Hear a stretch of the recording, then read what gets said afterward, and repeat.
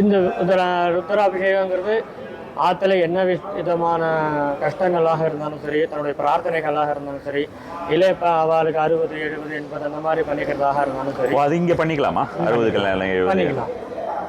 அதுவாக இருந்தாலும் சரி. இப்போ அது பண்ண முடியல, அதுக்காக நாங்கள் அதுக்கு ஸ்பெசிஃபிக்காக என்ன பண்ணிக்கலாமான்னா, அதெல்லாம் இப்போ அது பண்ண முடியல, இது மாதிரி ருத்ராபிஷேகம் பண்ணிக்கிறோம், நாங்கள் ருத்ராபிஷேகம் மட்டும் பண்ணிக்கிறோம் அப்படின்னா கூட அதுவும் பண்ணிக்கலாம்.